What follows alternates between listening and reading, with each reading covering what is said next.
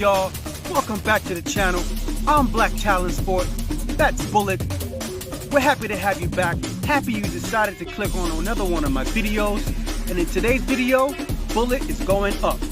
That's right. Today we're going to be talking about the installation and the ins and outs of the 2-inch Traxda lift kit all around. 2 inches all around.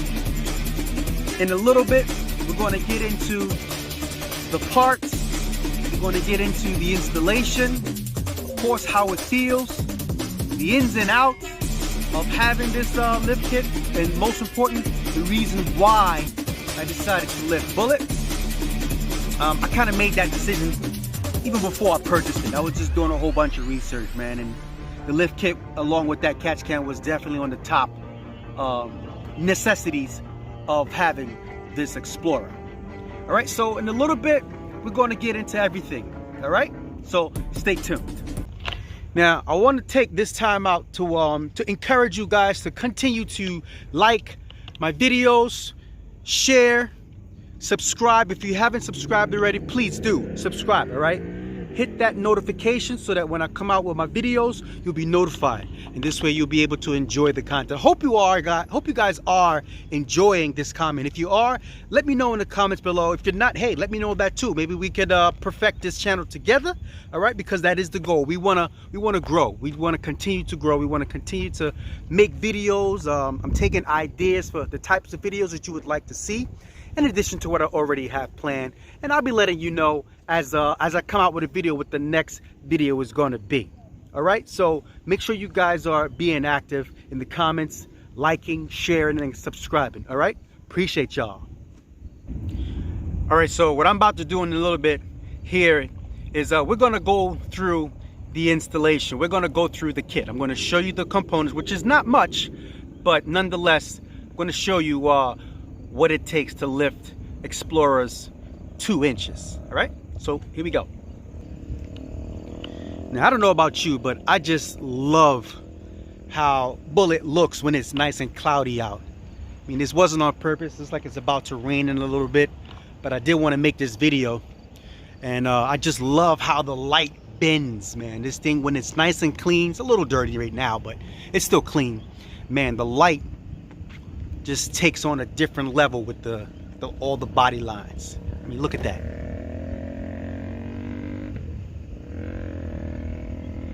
All right, we're going to start in the front. Now, in the front, there's not really much you can see, because for the front, there's only 2 components that will lift it 2 inches. The first one you cannot see. It is the mount. It's there's a bracket that is, or it's not really a bracket, it's a spacer that is between the strut and the mount. So the bracket goes on top of the strut, whatever strut you're using. I mean, I'm currently running Bilstein B6s, but I didn't always have that. So it can go right on top of the stock strut, and it's between the mount, the strut mount, and the body. So you got 2 inches up there, and then when you come down here, you got a bracket for the sway bar. Okay, see that bracket there on top? That's the bracket where the sway bar link will go to the strut. All right, I'm currently running Moog front sway bar links. So that's what you see right there. That's the bottom. You go up top to see where that bracket is attached to. So that just gives that little additional 2-inch extension, because we've lifted the front.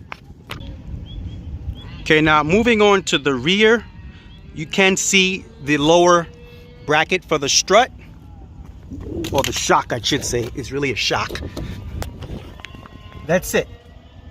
Just extends it up there a little bit. That's where the mount is. And then you have the spring spacer there. That is it.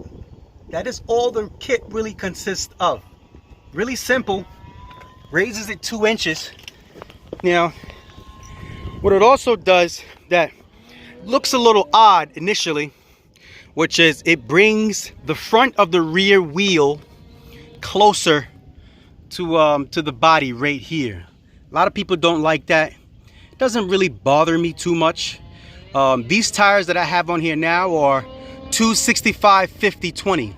When I first did the kit, I had 275 55 20, and that brought the space in there even tighter than this. But it was no problems with rubbing. And speaking of rubbing with the front now, there was an issue. I had to have the shop that did the install cut quite a few things because I was using that larger tire. And you're looking at one of them. There was this bulge that was there. It's like a seam weld or something. Let's see if I can get a little closer to it. Yeah, right there. All this had to be cut out because I wanted to run the 55 series tires, 275 55 20. That had to be cut, right? Because the reason why is because they were rubbing. The tires were rubbing, so it had to be cut. Right, there's another area that had to be cut as well, but I'll show you in a little bit. Okay, I just had to move the wheel just to show you. But see, there was some rubbing there, but if you look, that spacer or whatever that bracket is, that had to be cut as well to make clearance for the wheel, because this would only rub when I would turn all the way left. It didn't rub when I turned all the way right, just all the way left, and that was the problem. So we had to cut this. I don't even know what that is. I think that's part of the subframe. We had to cut that just to clear the wheels on both sides. All right, so if you are considering getting a lift kit and you want to run the bigger tires, you will have to cut. Now, I didn't listen to the shop in their recommendation for the tires. I just had to have the tires that I first got at the time, which are Pirelli Scorpion Alterain Plus. I loved that tire. I had it on the previous vehicle, so when I got the Explorer, I was like, I gotta use that tire.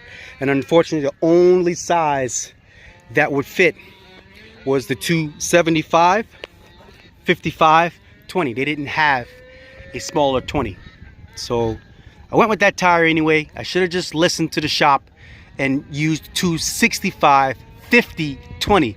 If I had done that, I would not have to do any cutting. So if you are looking to lift your Explorer with the 2-inch Traxda, you don't want to do no cutting, just go with 265 50 20. No cutting required, no rubbing at all. We decided to use Hubcentric 1-inch spacers, which meant that we had to cut the stock studs so that we can use the studs that came with the Hubcentric spacers. Now what that did is poked out the tires just enough to give it a bit more of aggression in its stance. So we were very happy with how that came out, as you can see there. Now, as a rule of thumb, if you lift it, you must widen the track to help out with the higher center of gravity. All right, so let me explain to you why I decided to lift bullet, and basically, you know, how I came upon that. I am a fisherman, all right?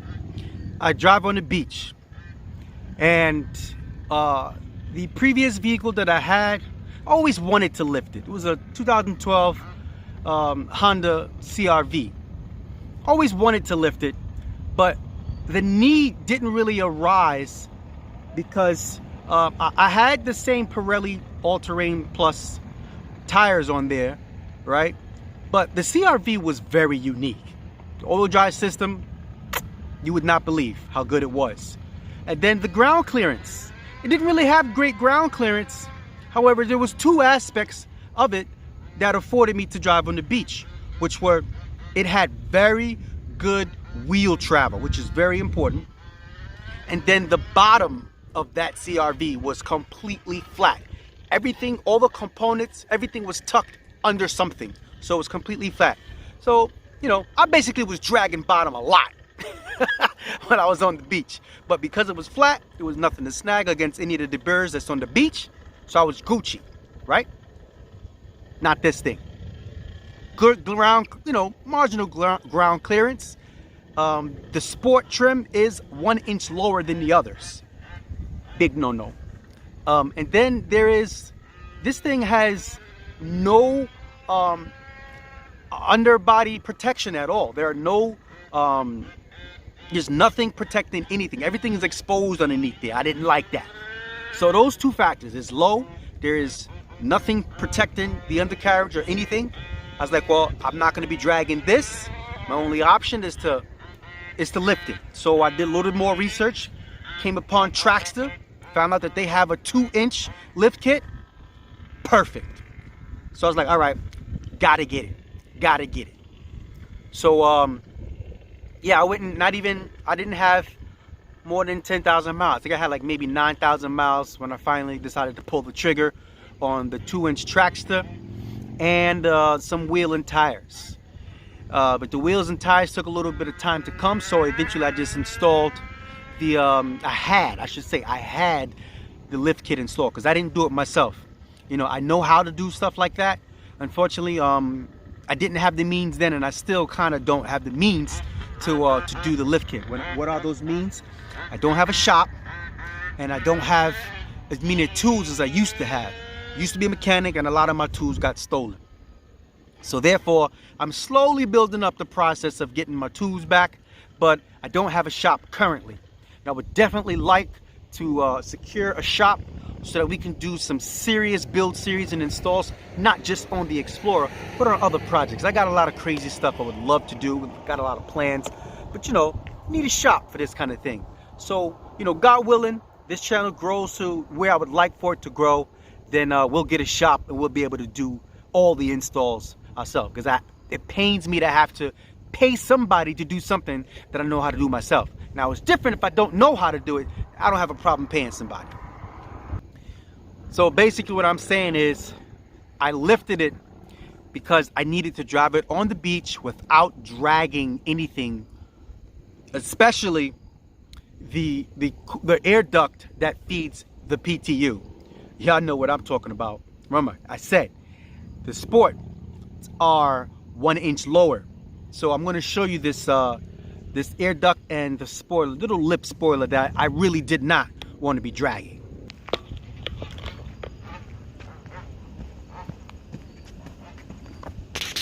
Yep, that's it right there. That air duct right there, it's like a ram air duct that cools off the PTU, or the power transfer unit, which are the transfer case for the Explorers. I did not want to be dragging that in the sand. I did not want sand getting all up in there and overheating my PTU, and the next you know, kaboom. No, no, no. But also that lip, I didn't want to damage the lip. So bullet had to go up. All right, so at this point we're going to get into a few of the cons of having this lift, and there really isn't much, and to me they're somewhat minor. The first one is the most minute one, which I don't even care about, but I hear a lot of people talk about that's one issue, and what that is, that's the rake. Now, when you lift Explorers, the rear is higher than the front. But that's from the factory. The Traxda kit lifts it 2 inches, right? 2 inches all around. But that factory rake is still there. Not something that bothers me at all. In fact, I quite like it. It gives it, to me, it adds a little more aggression in its stance. Let me take a look back. You see? I mean, to me, that rake looks nice. I don't mind it. I really don't mind it. Some people just really can't stand the factory rake, but it really does not bother me. I mean, the way that I look at it is if I had, a lot of gear in the back and, the back was sagging around, that would bother me. It does get kind of level when I do have a lot of gear in the back, which, like I said, doesn't bother me. I really like it, but others do not. Now, there is one area that gave me a pretty much a problem a couple of times, which involves that bracket. That bracket that the sway bar link attaches to, and also to the strut, that has broken on me several times. When I say several, maybe 3 times or so. Traxda, you know, they replaced them with no problems, no questions asked, which is great. They also suggested that I just, you know, run this the kit without that bracket, which I haven't done that yet. You know, I told myself if it breaks again, I'm either going to take the lift off or I'm going to run the kit without this bracket. But my issue is, you know, am I going to have to use a different sway bar link and maybe an adjustable one? But Traxda said that should not be an issue. I just haven't explored that yet, so we're going to just leave that the way it is. I mean, I have this one. I think this one may be my last bracket, so I'll have to make a decision if I have a problem with this one breaking again. Now, I hope you guys are remembering to subscribe, like, share, and comment on the videos, all right? Just a quick reminder. Yeah, so I lifted Bullet so that we can drive on the beach. When I'm fishing and I'm going to my fishing spots, you know, some of them that I go to, it's about a mile, maybe more, drive on the beach. And Bullet did flawlessly, man. Perfect, did perfect on the beach. Very happy with that. And I'm also very happy with how it looks. You know, I had no idea how this thing would look. I didn't particularly even care about how it was going to look. You know what I'm saying? It was functional for me. But man, oh man, to me, Explorers need to be either lifted or lowered. Those are only 2 ways to have your Explorer. Stock height, just to me, it just looks a little weird if you ask me. Especially knowing that they make lift kits and also lowering springs for it. But man, I'm telling you, I'm so torn sometimes with taking the lift off because, you know, I really like the lowered look and I really like the function of it being lowered. Now, speaking of that, you would think that because I'm raising the center of gravity, that handling was going to be affected. Not at all. Not one thing was affected by the handling. It still handles very well, man. My cat and mouse game is on point. I'm telling you. If you know, you know. But yeah, I do struggle with lowering it though because I love that look, and this car handles well enough. And I know that once I lower it, it's going to get even better. You know what I'm saying? I'm a suspension junkie, so, you know, I love it when my car handles just right. You know, even though it handles perfectly now in its current state. My next modification for the suspension will be the Steeder sway bar, rear Steeder sway bar, and I'm going to put the move sway bar links in the rear as well. See how much better the handling will get. What the next video that I plan on doing with Bullet is going to be beach driving. You know, I've taken my maiden voyage after I lifted Bullet and decided to test it out, see how it's going to handle the beach, even before I had the Alterain tire. So this was definitely going to be a test of the kit. Right, that's going to be the next video, so which I'm going to come out with that one in a couple of days. I'm not going to wait a week like I've been waiting to release that video because it ties into this one I just did, which is the lift kit. All right, well, that wraps up today's video. I want to thank you guys once again for watching. Thank you for smashing that like button. Thank you for commenting, and also again, thank you for subscribing, hitting that notification button. Make sure you're doing that so when I come out with the next one, you will be notified. All right, please remember to have a blessed day and peace out.